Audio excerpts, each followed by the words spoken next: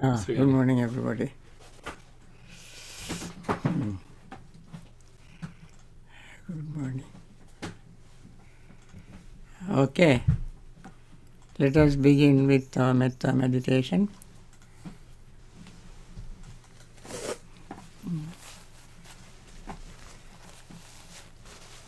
Okay.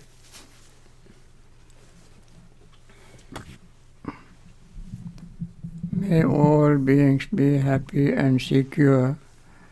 May all beings have happy minds. Whatever living beings there may be, without exception, weak or strong, long, large, medium, short, subtle or gross, visible or invisible, living near or far, born or coming to birth, may all beings have happy minds. Let no one deceive another, nor despise anyone anywhere, neither from anger nor ill will should anyone wish harm to another. As a mother would risk her own life to protect her only child, even so towards all living beings, one should cultivate a boundless heart. One should cultivate for all the world a heart of boundless loving friendliness, above, below, and all around, unobstructed, without hate or resentment, whether standing, walking, sitting, lying down, or whenever awake. One should develop this mindfulness. This is called divinely dwelling here, not falling into erroneous views, but virtuous and endowed with vision, removing desire for sensual pleasures. One comes never again to birth in the womb. With this metta thought in mind, let us begin our meditation. Metta is the foundation of developing our mind. This is called metta. Among various benefits of metta, one is called ceto vimutti, mind liberate from hatred, and therefore it is a very great relief when we practice metta. We can remain always relaxed, peaceful, without resentment, anger, and so forth. Therefore, we begin with metta for this practice.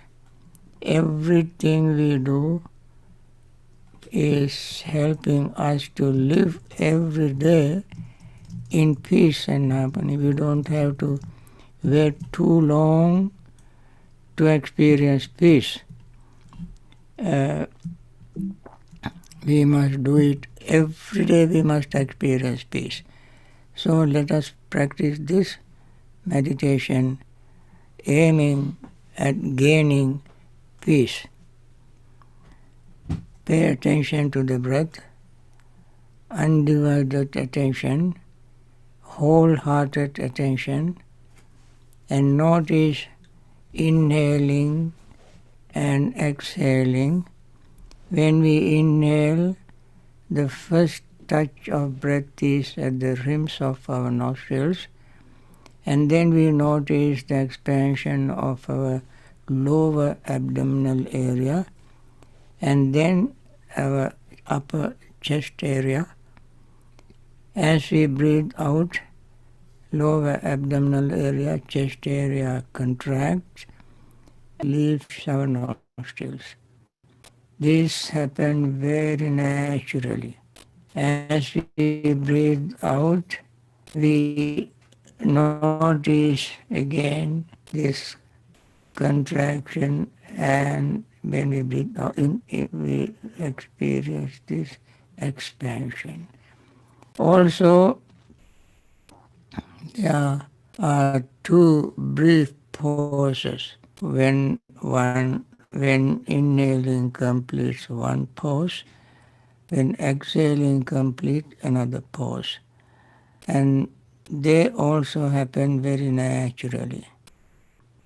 And then we feel the breath, we perceive the breath, we have thought of it, we have awareness or consciousness. They change as we breathe in. Also, they do change as we breathe out. None of them stay the same anytime, always changing. When we notice this reality,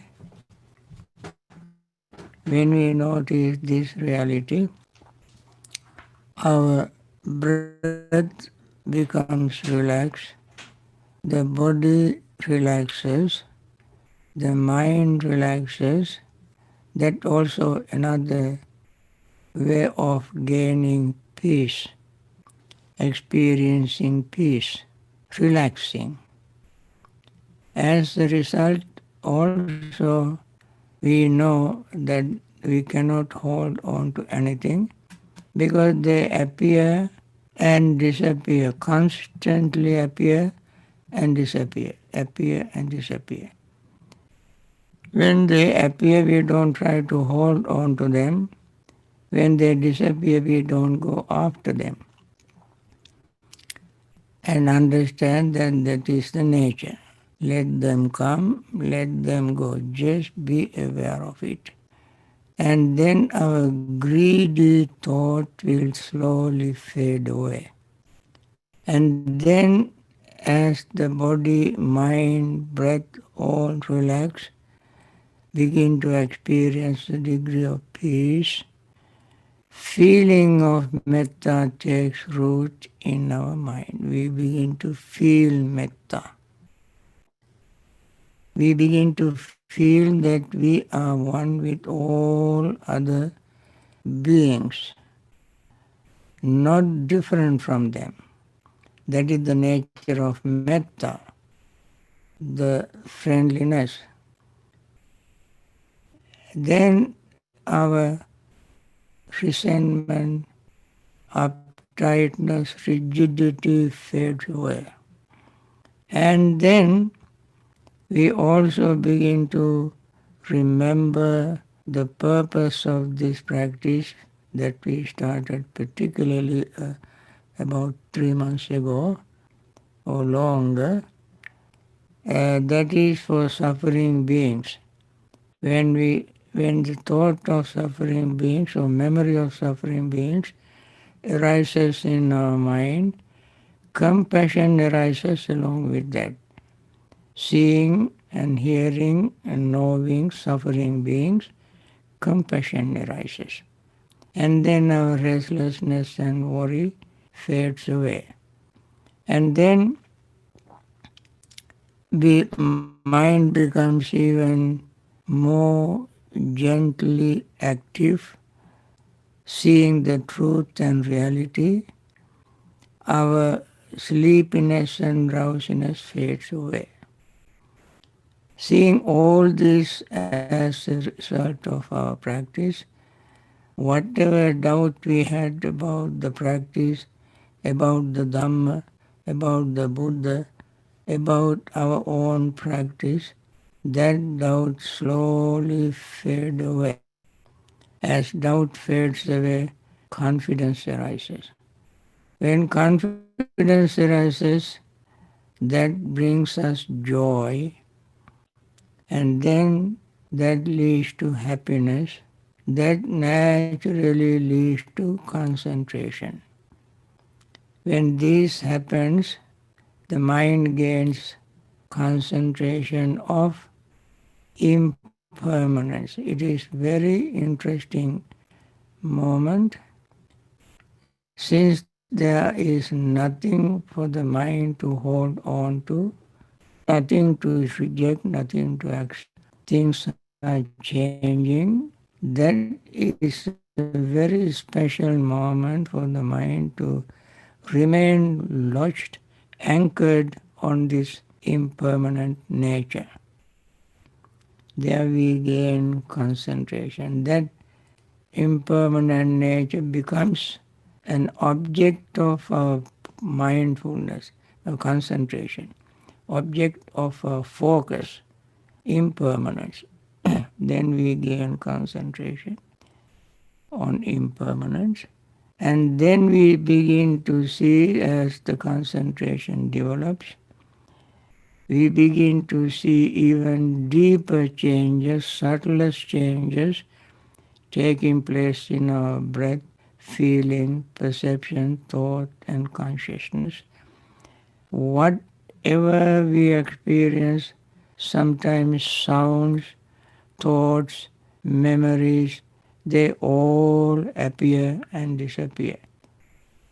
We have to remain very alert, mindful, just to be aware of this reality. With this, let us continue.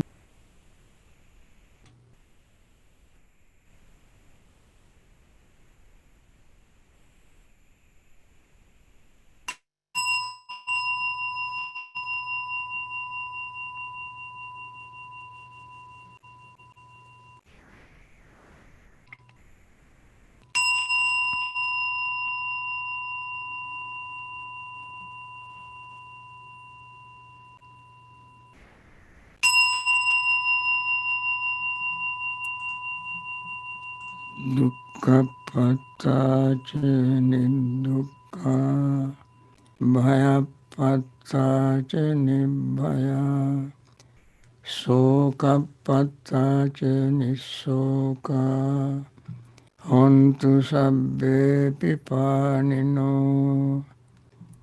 May the suffering be free from suffering. May the fear struck be free from fear. May the grieving be free from grief. So too may all beings be. With this metta wish, let us focus our mind on the answers that I give to your questions. I think Brian reads the questions and I will answer them.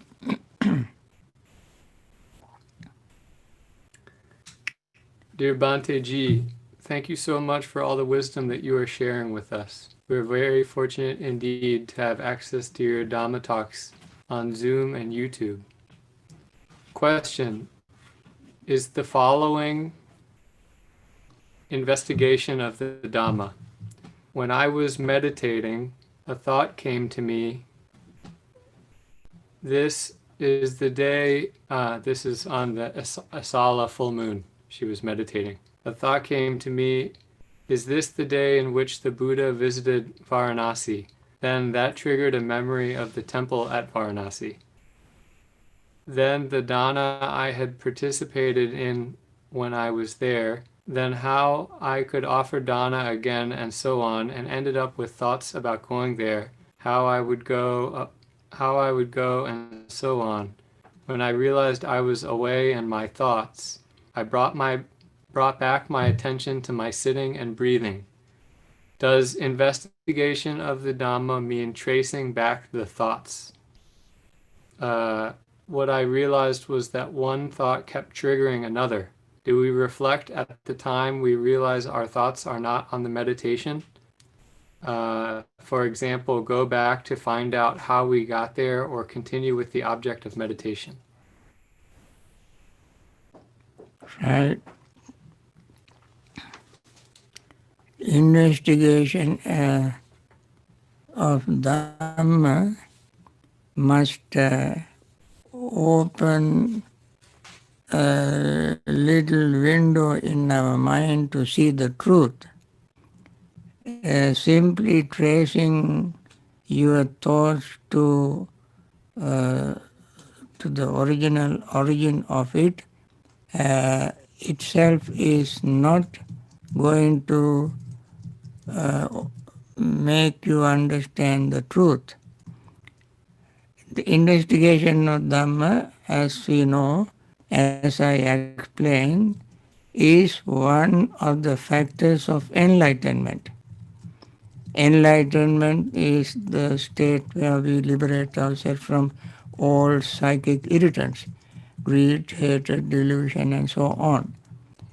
Now, by tracing the mind back to the beginning of certain incident, you may remember certain things, that is, sometimes called sati, the memory. That alone is not going to open the mind to see the truth or reality. With regard to SLA, I want to, since you mentioned this is SLA, I want to mention some, these are historically important. This is not investigation of Dhamma, but since you mentioned the word Asala, the name of this full moon, I want to mention the things that that happened on this full moon day. Number one, this is the full moon day when that the Buddha delivered his first sermon, Dhamma Chakka Pavattana Sutta, in Benares. And also, this is the full moon that Bodhisattva Buddha to be conceived in his mother's womb. And this also is the full moon that first Vasa was observed. Vasa means rainy season, as most of the Theravada monks and nuns do even today. They make a commitment to stay in one place for 3 months. The Buddha, after delivering first sermon, and when he had 5 months along with him, observed the 3 months Vasa on this day. Then it is also recorded that it is on this full moon day that the Siddhartha Bodhisattva renounced the household or family life.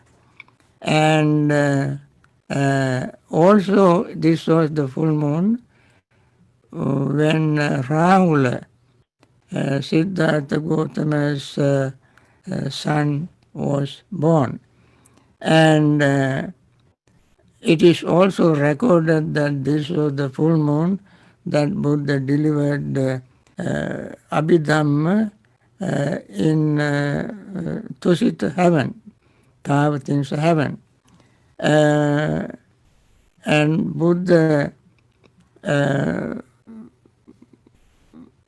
after Buddha's passing away, 3 months after his passing away, the 500 monks assembled in a place called Sattapani cave in India and had the first Buddhist council where they checked the Dhamma Vinaya, the code of discipline, and the Dhamma. Then in Sri Lanka, when Buddhism was introduced to Sri Lanka, Venerable Aritra received his ordination for the first time in Sri Lanka. Then Arahant, 62 Arahants all together, along with this Venerable Arita, observed their first Vasa on this day, Sri Lanka. Then there is a very big pagoda in Sri Lanka called Sonnamali. Now in Sinhala it's called Ruang Valley. Saya means pagoda, coming from the word Chaitya.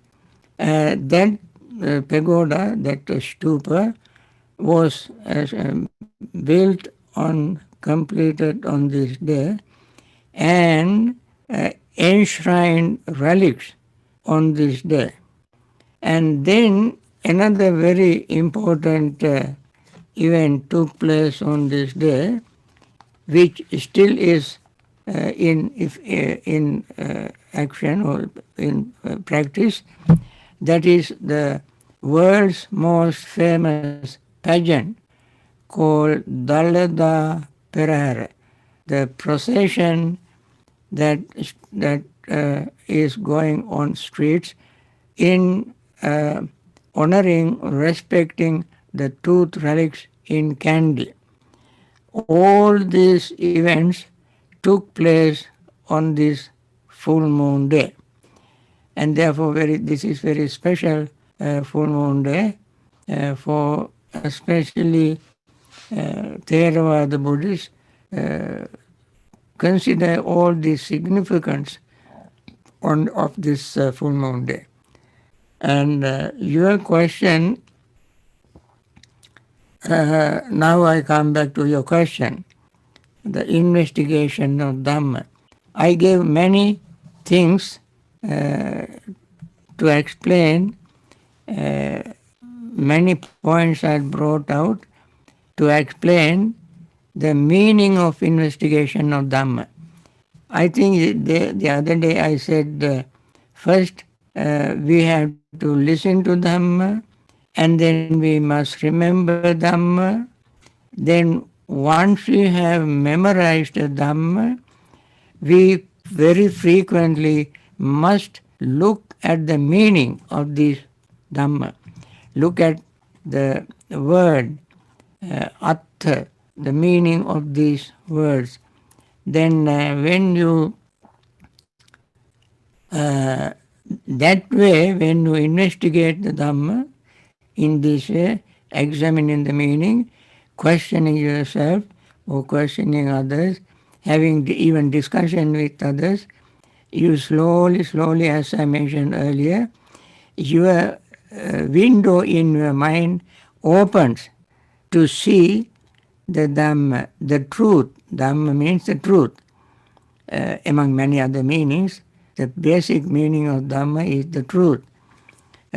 So, when you open the mind to see the truth, you are not only the body. Buddha said, kayo pasambhati.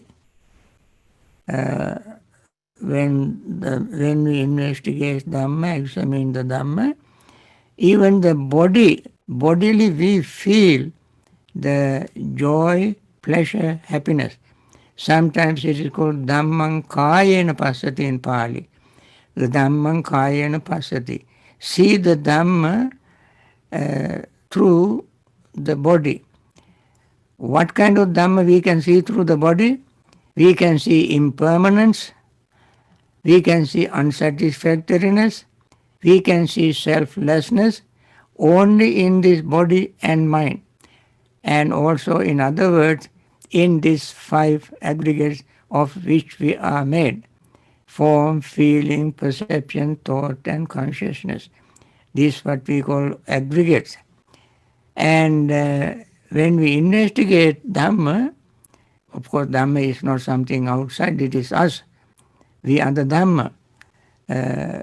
Body, feeling, and so forth are the work of Dhamma. And there we can see impermanence. And then we begin to see very great truth in it, imbibed in the truth. And the Dhamma is imbibed in the body. And then piti, joy arises. That leads to happiness.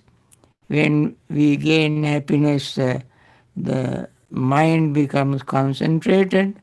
We repeat it in many times. Sukhino chittang samadhyati.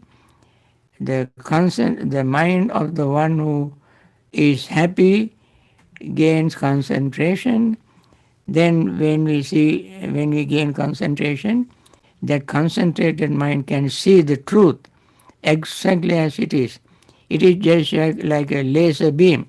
Or when you want, it is just like a magnifying glass. When you want to see, you take, for instance, a drop of blood and put under very powerful microscope, and with very clear eyesight look through the micros- microscope, then you can see almost everything in that drop of blood very, very clearly. Similarly, when we gain concentration, as I mentioned, concentration is not making you like a vegetable or rock, just stay stone, like a stone. No.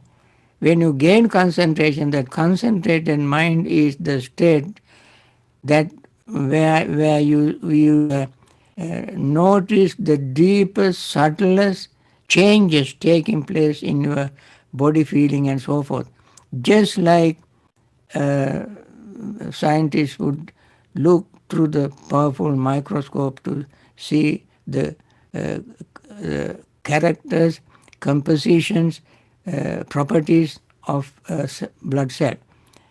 Only when he focuses his mind very, very directly, when we gain concentration, that kind of awareness arises in us. That is why I say it opens the window of our mind to see the truth exactly as it is. Then only we have what you call nibbida. Nibbida means disenchantment. We start with investigating Dhamma as the mind opens slowly, slowly, slowly, slowly, very clearly. Mind becomes sharper and sharper and sharper, cleaner and cleaner and cleaner. Then all our greed, our hatred, our delusion all slowly fade away, especially greed. Because of our greed, we cling to things. And when we see the reality, there is nothing for us to cling to. Things are always in a state of flux, changing, changing, changing, changing. Then arises very powerful insight. It is not called insight, but it is an insight because it is called nibbida, disenchantment.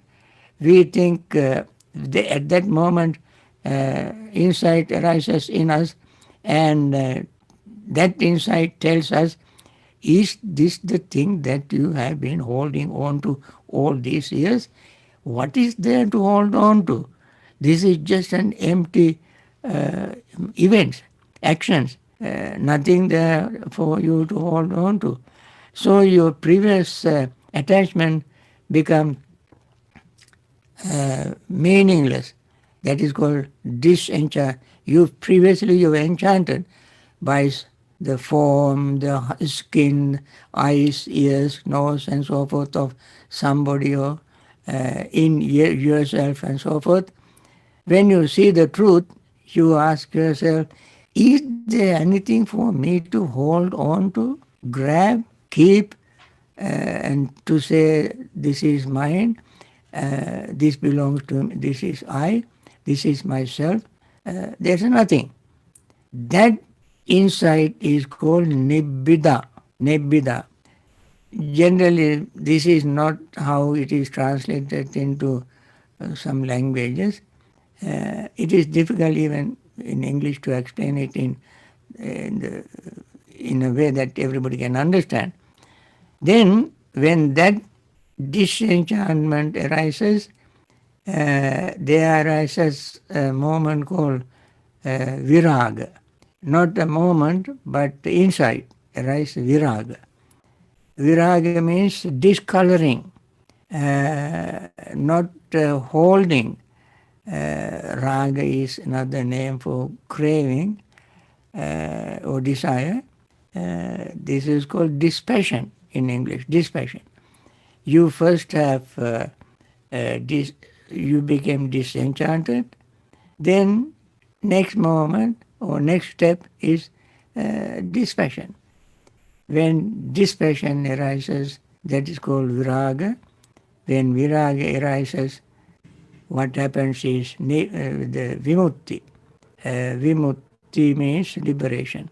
So when we investigate Dhamma, that investigation must end or blossom, bear the fruit of liberation. Investigation ends up in liberation. That is why it is called factor of enlightenment. A factor of enlightenment, just like other factors. Therefore, it is very powerful. So, what you mentioned in your question, in reality, is not real investigation, but that is the recollecting your activities, wholesome things. That, of course, is something that we want to cultivate. That means we think of the place where the Buddha delivered the first sermon, and the temple is built there, and that arouses our devotional feelings, and we feel very happy about it, and you want to cultivate that happiness and so forth. That is also kind of investigation in a very superficial way. That eventually may encourage you to investigate more deeply into the Dhamma, and perhaps end up in attaining liberation as a result of this, build through the cultivation of it for a long period of time. Finally, you can attain that state. Okay, next question. Thank you, Bhante. Bhante, in the Nagita Sutta, the Buddha said, "For one who dwells contemplating impermanence in the six bases for contact, revulsion towards contact becomes established. This is its outcome. Can you please elaborate on this practice involving the six bases?" Six bases are six sense bases: eyes, ears, nose, tongue, body, and mind. When you contemplate impermanence of them, you are contemplating impermanence of everything. In Samyutta Nikaya, when Buddha explained all, there he said, because I will tell you all. I will explain all. What is all? Eyes, ears, nose, tongue, body, and mind. Why he called them all? These are the six bases or six senses that open us to the rest of the world outside our eyes, ears, nose, tongue, body, and mind. And eyes, ears, tongue, body, and mind are not permanent. There's a very beautiful discourse in also Samyutta Nikaya that is called Anicca Sanya Sutta. I think I mentioned this sutta several times and also mentioned its contents. Anicca Sanya means the perception of impermanence. Perception of impermanence, perception means experiencing, seeing the something. Now here, when we perceive impermanence, friends, I mention in my instruction every day, what we see in our meditation practice is nothing but impermanence. When whatever we see, hear, smell, taste, touch, and think are all impermanent, as well as the eyes, ears, nose, tongue, body, and mind also are impermanent. So, whatever we experience in life is impermanent. And Buddha said in Anicca Sanya Sutta, if one develops meditates on impermanence, meditates on the perception of impermanence, experience impermanence, see impermanence, that person, then all the kama raga will disappear. Sabbang kama ragam paryadiyati. All sensual pleasure or desire for sensual pleasure completely vanish. Of course, it doesn't happen all of a sudden, but that is exactly what will happen. O sabbang kamaragam paryadiyati. Sabbang ruparagam paryadiyati. All desires for fine material existence will vanish. Sabbang aruparagam paryadiyati. All desires for non-material or immaterial existence will disappear. Then all sabbang bhavaragam paryadiyati. All desires for continuous existence in samsara will vanish. Sabbang asmiti paryadiyati samuhananti. Amus is called asmimana. This conceit will disappear only when you attain full enlightenment. Even that will disappear by seeing impermanence. And then Buddha gave many similes, 10 similes. One simile is just like a plowman with the big wide plowshare. Plow the land and all the weed, everything will be plowed and the land become free from weed. And he said when the last one is the most important, I would like to repeat it again and again. That is when the sun in the autumn, when there are no leaves on trees, the sky is very clear and blue, free from clouds. At that time when sun rises, you can see every object within your sight, every object, very clearly. Similarly, when we practice anicca sanya, perception of impermanence, everything we see is changing, appearing, disappearing, everything is impermanent. That is the best kind of meditation for us to liberate ourselves from greed, hatred and delusion. In fact, it is so important, anicca sanya is so important. You see, Anapana Sati Sutta at the end, the last tetrad says, Aniccanupassi asasi swami sikati, aniccanupassi pasasi swami sikati. Viraganupassi asasi swami iti sikati, viraganupassi pasasi. Nirodhanupassi asasi swami sikati, nirodhanupassi pasasi.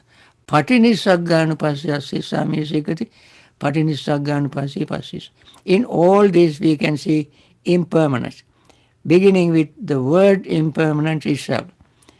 Satipatthana Sutta, every section ends Samudaya Dhammanupassiva Kasmi, Vaya Dhammanupassiva Kasmi Viharti, Samudaya Vaya Dhammanupassiva.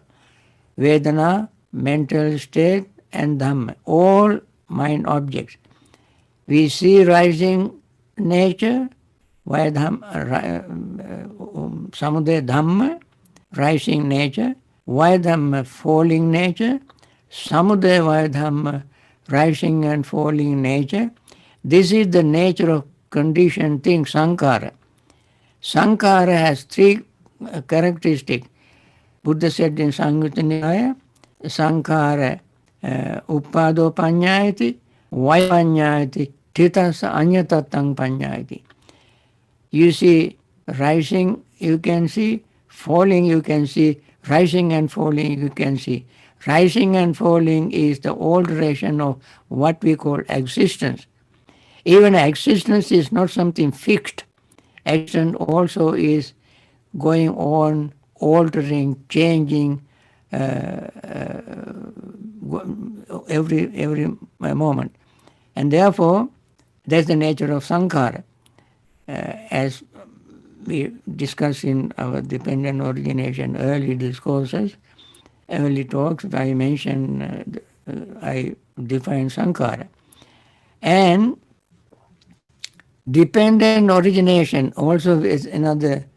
My theme of this series of talk is dependent origination. And what we are mentioning, except today's, I mentioned the significance of today, this full moon day. Besides that, all other talks are on dependent origination. In the dependent origination, what we see very clearly is impermanence, because every factor of dependent origination is arising and passing away.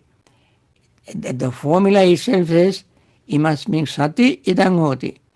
When you hear when this is. When you hear the word when, that implies the time. When we talk about time, time is not something fixed. Time is always happening. You look at the time, 11 o'clock. Next second, 11, 1 second, 11, 10 seconds, 2 seconds. Time, this machine is a very good reminder of impermanence. This clock machine is a very good reminder of impermanence, of time. Time. Whenever we say independent origination, this being, this is not, this is not. This not being, this is not. By this disappears, this disappears. This passes away, this passes away. We repeat the impermanence in different words, independent origination. Every fact of dependent origination is impermanent. So, looking at them exactly like this is called investigation of Dhamma. Only through that kind of investigation of Dhamma can we liberate our mind from suffering. Friends, thank you very much for participating. I have to wind down this morning's session, some of which I mentioned this morning are repetitions, and yet repetition also is extremely important for us to remember things. Therefore, this repetition is very important. Now, friends, we started our meditation with metta and did the mindfulness insight meditation and listened to talk on impermanence and investigation of Dhamma. We did all these things with one purpose in mind, that is to liberate, especially to invoke blessings upon those who are suffering from this COVID-19, and we want them to be free from this suffering, return to normal health, and live long in very good health. There are others, as I mention every day, who are lamenting, grieving the death of their loved ones, relatives, friends, and so forth, millions of them all over the world. And then we want to send our metta to people like doctors, nurses, hospital staffs, and those facilitators who take care of these patients with very dedicated attitude, compassion, wisdom, understanding, and selflessly. And may they continue their very wonderful service in good health. There are many people who are doing financial supports to help these people. We want to wish them to continue their generosity and selfless service. And there are many leaders who have done wonderful service to curb this COVID-19, and out of compassion and understanding. And as a result, some countries now are returning to their normal activities, even opening schools. And there are some other leaders who have not been that wise and compassionate, may be not understanding the truth, and we want them to be wise, may them to be understanding, have compassion, and be wise to make right, wise decision for the benefit of all these suffering beings. With this benediction, so to say, I want to end this morning's session, and thank you very much for participating in this morning's session. Okay. Thank